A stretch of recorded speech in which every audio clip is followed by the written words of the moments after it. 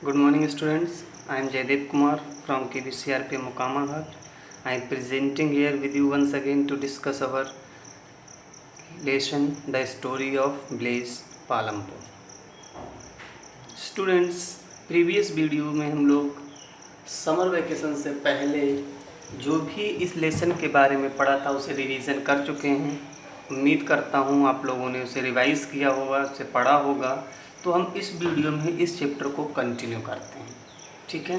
Previous videos में या previous lessons में हम लोग पढ़ चुके हैं इंट्रोडक्शन ऑफ ब्लेज यानी पालमपुर ब्लेज का जो इंट्रोडक्शन था, वहाँ पर कितनी फैमिलीज़ हैं, कितनी फैमिलीज़ अपर सेक्शन को बिलोंग करती हैं, कितनी एससीज को बिलोंग करती हैं, क्या लैंड है, क्या लैंड डिस्ट्रीब्यूशन है, लोकेशन क्या है इस ब्लेज की, हम डिस्कस कर चुके हैं। उसके बाद हमने इसी में सेकेंड जो टॉपिक डिस्कस किया था वो था ऑर्गेनाइजेशन ऑफ प्रोडक्शन, यानी प्रोडक्शन का ऑर्गेनाइजेशन कैसे किया जाए। प्रोडक्शन किसी भी गुड्स को प्रोड्यूस करने के लिए किन किन साधनों की ज़रूरत होगी, हमें कौन से टूल्स, कौन से उपकरण या कौन सी ऐसी चीज़ें चाहिए जिससे हम कुछ भी प्रोड्यूस कर सकें। आपको बताया था प्रोडक्शन करने के लिए हमें 4 मेन बेसिक नीड्स होती हैं, 4 मेन रिक्वायरमेंट होती हैं। सबसे पहले आपको प्रोडक्शन करने के लिए लैंड चाहिए, उसमें काम करने के लिए लेबर चाहिए, लेबर को सपोर्ट करने के लिए आपको फिज़िकल कैपिटल चाहिए, और इन सबको ऑर्गेनाइज करने के लिए हमें एंटरप्रेन्योर या एंटरप्राइजेस चाहिए। तो ये डिस्कशन हम समर से पहले के वीडियो में भी कर चुके हैं और कल रिवीजन वीडियो भी मैंने आपको एक ओवरव्यू दिया था, ठीक है। तो आगे अब हम इसी लेसन को कंटिन्यू करते हैं और देखते हैं कि अगला टॉपिक हमारा क्या है। अगला टॉपिक है फार्मिंग इन पालनपुर, यानी पालनपुर गांव में फार्मिंग यानी कृषि, खेती क्या है, खेती कैसे होती है, ठीक है। वहाँ खेती करने की, फार्मिंग करने की सिचुएशन क्या है, ठीक है।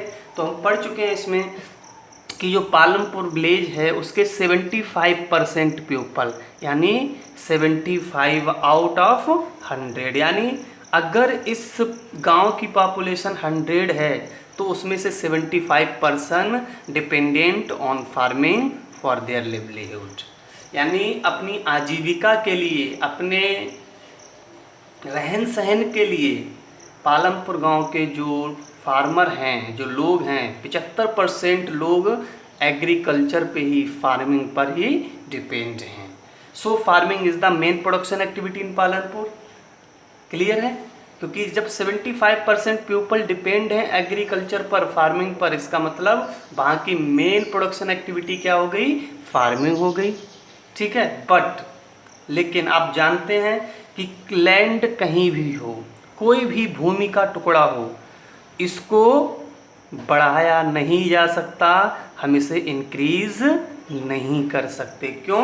क्योंकि ये हमें गॉड गिफ्टेड है, हमें इसे गॉड ने गिफ्ट में दिया है, गॉड ने इसको बनाया है। हम लैंड को नहीं बना सकते, इसीलिए लैंड के एरिया को बढ़ाया नहीं जा सकता।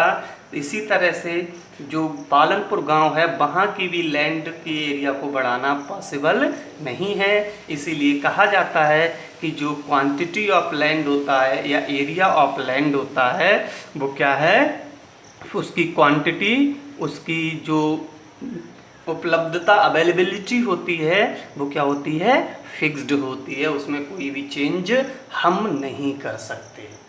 क्लियर है? तो देखिए 2 चीज़ें हैं, इन चीज़ों से निकल के आती हैं। सबसे पहली बात, मेन एक्टिविटी क्या है, एक्टिविटी फार्मिंग है, ठीक है।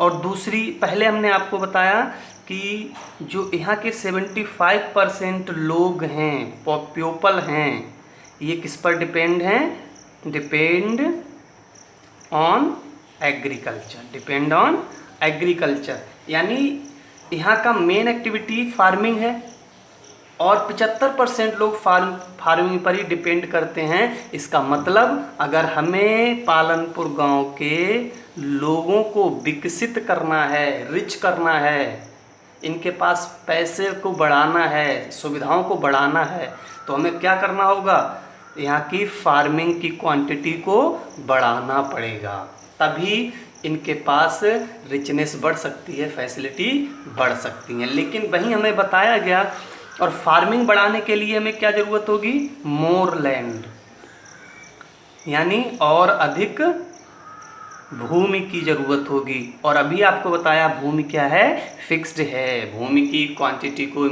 इंक्रीज नहीं किया जा सकता। तो इसका मतलब यहाँ के लोगों की फैसिलिटीज़ को, रिचनेस को भी नहीं बढ़ाया जा सकता, नहीं, ऐसा नहीं है। इसके लिए जो सेम क्वांटिटी ऑफ लैंड है, जो फिक्स्ड अमाउंट ऑफ लैंड है, उसी पर हम कुछ अदर एक्टिविटीज़ से, कुछ अदर इंस्ट्रूमेंट के यूज़ से, या कुछ अदर पॉलिसीज़ से हम इसी फिक्स्ड लैंड पर अमाउंट ऑफ प्रोडक्शन इंक्रीज कर सकते हैं। ठीक है, लेकिन कैसे? So no further scope to increase production by bringing new land under cultivation, यानी न्यू लैंड हम कल्टीवेशन में नहीं ला सकते। इसका मतलब कि क्या प्रोडक्शन को नहीं बढ़ाया जा सकता? बढ़ाया जा सकता है। तो कैसे? तो देखिए कैसे बढ़ा सकते हैं। लिखा है how can grow more production from same land. तो हम सेम लैंड से कैसे और अधिक प्रोडक्शन को प्राप्त कर सकते हैं। तो पालनपुर विलेज की क्या स्टोरी है? All land is the cultivated in the Palanpur, no land left idle, यानी पालनपुर गांव की जो लैंड है, जितनी भी वहाँ लैंड अवेलेबल है, वो सारी की सारी कल्टीवेटेड की जा रही है, यानी वहाँ पर फार्मिंग की जा रही है। इसका मतलब वहाँ पर कोई भी लैंड, कोई भी भूमि ऐसी नहीं है जिस पर खेती नहीं की जा रही हो। अगर ऐसा होता तो हम नई ज़मीन पर खेती करके प्रोडक्शन को बढ़ा सकते थे, लेकिन वहाँ पर ऐसी कोई ज़मीन नहीं है जो खाली पड़ी हो, जिस पे खेती नहीं होती हो, तो इसका मतलब हम उसके प्रोडक्शन इंक्रीज नहीं कर सकते। देखिए कैसे। In the rainy season farmers grow jowar and bajra, यानी पालनपुर गांव के जो लोग हैं अपनी सारी लैंड पे जो कल्टीवेशन कर रहे हैं, वो रेनी सीजन यानी खरीफ में, बरसात की सीज़न में क्या करते हैं, ग्रो ज्वार एंड बाजरा, यानी बरसात की सीज़न में ज्वार और बाजरा उगा लेते हैं। इसके बाद अक्टूबर एंड दिसंबर के सीज़न में ये लोग क्या करते हैं, पोटैटो को कल्टीवेट कर लेते हैं, यानी जो आलू की खेती करते हैं। फिर in winter season farmers grow wheat, जैसे विंटर यानी रबी का समय आता है, ये लोग क्या करते हैं, पालनपुर गांव के लोग वीट, गेहूं की खेती करने लगते हैं। इसका मतलब कहीं भी कोई भी ज़मीन ऐसी नहीं है जिस पर पालनपुर गांव के लोग खेती नहीं करते हों। उसमें से कुछ फार्मर ऐसे, some farmer grows sugarcane also, यानी जो छोटी मोटी ज़मीन है, या कुछ किसान ऐसे भी हैं पालनपुर गांव में जो शुगर कैन यानी गन्ने की भी खेती करते हैं। ठीक है, तो कहीं भी कुछ फार्मर ऐसे हैं जो ज्वार बाजरा ग्रो करते हैं, कुछ पोटैटो ग्रो करते हैं, कुछ वीट, और बचे हुए किसान क्या करते हैं, शुगर कैन ग्रो कर लेते हैं। इसका मतलब कोई भी आइडल लैंड नहीं है, कोई भी ऐसी ज़मीन नहीं है पालनपुर में जिसको खेती में यूज़ करके प्रोडक्शन को इंक्रीज किया जा सके। तो फिर ऑप्शन ये आता है कि कैसे इस पालनपुर गांव में प्रोडक्शन को इंक्रीज किया जाए। इसके लिए दो रास्ते हो सकते हैं, दो वे हो सकते हैं कि कैसे सेम लैंड से और ज़्यादा प्रोडक्शन किया जा सके।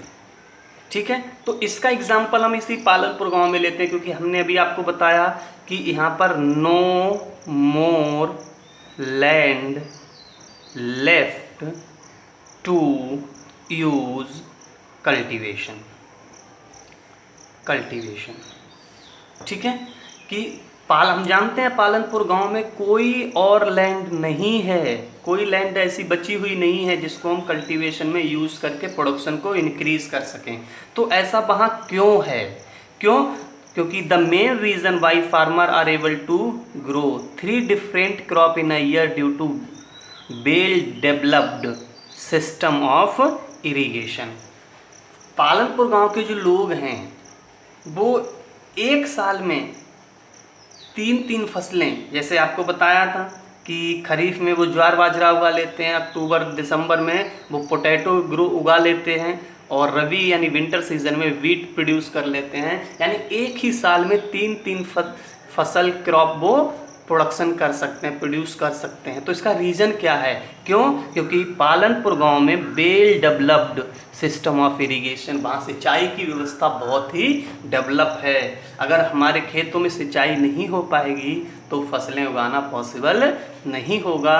यही एक रीज़न है पालनपुर गांव में, जिसकी वजह से वो लोग एक ही साल में 3-3 फसलें प्रोड्यूस कर पाते हैं। Entire land of Palanpur was irrigated with 200 hectare. यानी पालनपुर गांव की जो पूरी ज़मीन है, आपको बताया था टोटल कितना था, 226 हेक्टेयर, जिसमें से 200 हेक्टेयर पर क्या की जाती है, खेती की जाती है। और ये 200 हेक्टेयर का पूरी जो लैंड है, इसको पालनपुर गांव में आराम से इरिगेट किया जा सकता है, सिंचाई की जा सकती है। इसी वजह से वहाँ के लोग क्या करते हैं, एक साल में 3-3 फसलें उगाने में सक्सेसफुल हो जाते हैं। ठीक है, यहाँ पे नोट करने की चीज़ स्टूडेंट्स ये है कि जब भी कोई किसान एक ही भूमि के टुकड़े पर एक ही साल में एक से ज़्यादा क्रॉप ग्रो करता है, एक से ज़्यादा फसलें उगाता है, तो हम इस सिस्टम को मल्टी क्रॉपिंग सिस्टम यानी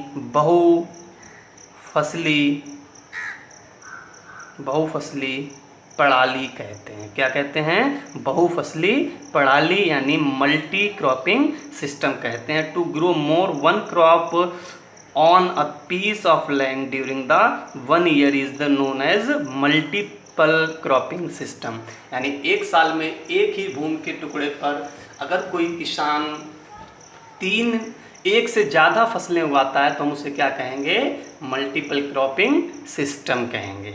ठीक है, और इस मल्टीपल क्रॉपिंग सिस्टम से क्या है कि प्रोडक्शन को, किसी भी लैंड के पीस पर प्रोडक्शन को इंक्रीज किया जा सकता है। कैसे?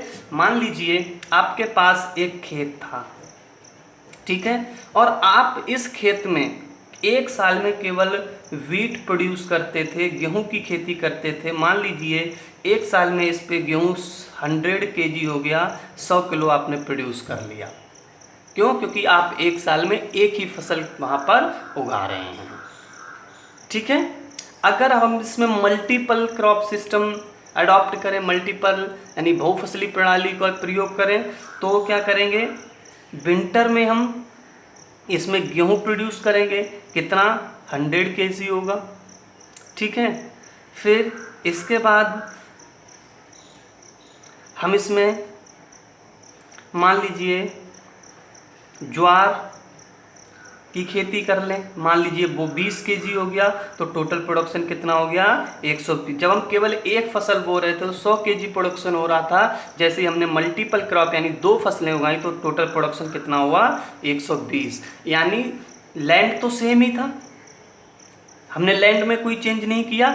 यानी सेम लैंड पर मल्टीपल क्रॉपिंग सिस्टम से भी प्रोडक्शन को बढ़ाया जा सकता है। और पालनपुर गांव के जो किसान थे वो यही काम कर रहे थे, वो मल्टीपल क्रॉपिंग सिस्टम अडॉप्ट कर रहे थे, जिसकी वजह से वो मोर प्रोडक्शन अर्न कर पा रहे थे। ठीक है, तो क्या है लेकिन multiple cropping system is the most common way to increase production on a given land. यानी किसी भी गिवन लैंड पर जो फिक्स है, उस लैंड पर प्रोडक्शन को इंक्रीज करने के लिए जो मल्टीपल क्रॉप सिस्टम है, ये क्या है? बहुत ही कॉमन वे है, बहुत ही कॉमन नॉर्मल पद्धति है, नॉर्मल सिस्टम है। इसके अलावा एक नया सिस्टम है जिससे हम सेम लैंड पर, जो गिवन लैंड है उसी पर प्रोडक्शन को और ज़्यादा इंक्रीज कर सकते हैं, जो क्या है? Other way is to modern farming method. हम आधुनिक फार्मिंग मेथड को अगर अडॉप्ट कर लें तो भी उसी सेम लैंड पर प्रोडक्शन को इंक्रीज किया जा सकता है। यानी other way is to use modern यानी हम मॉडर्न फार्मिंग टेक्नोलॉजी को अडॉप्ट करके भी सेम लैंड पर प्रोडक्शन को इंक्रीज कर सकते हैं। और ये मॉडर्न फार्मिंग मेथड्स क्या हैं, इसको हम नेक्स्ट वीडियो में बताएंगे। ठीक है, यहाँ तक आप इसको पढ़िए, समझिए, इसके नोट्स तैयार कीजिए। नोट्स तैयार करके आप मुझे ग्रुप पे भेजिए, मैं चेक करता हूँ और इसको पढ़ के समझने की कोशिश कीजिए। जहाँ पर आपको कोई कन्फ्यूज़न आए आप हमें वहाँ से अपना क्वेश्चन पूछिए, मैं आपकी सारी प्रॉब्लम्स को सॉल्व करूँगा। ठीक है, तो एक मेथड मैंने आपको बता दिया, जब फिक्स्ड अमाउंट ऑफ लैंड हो, लैंड का हमारे पास एक निश्चित एरिया हो, तो उस पर हम कैसे और ज़्यादा प्रोडक्शन और ज़्यादा कल्टीवेशन कर सकते हैं। तो उसमें मैंने एक आपको बताया मल्टी क्रॉपिंग सिस्टम। ठीक है, मल्टी क्रॉपिंग सिस्टम क्या है, to grow more one crop on same area of land during a 1 year is known as multiple cropping system. और दूसरा मेथड मैंने आपको, दूसरा वे आपको सेम लैंड पर प्रोडक्शन बढ़ाने का बताया कि use of modern farming technologies और मेथड, यानी 2 मेथड से सेम लैंड पर प्रोडक्शन को इंक्रीज किया जा सकता है।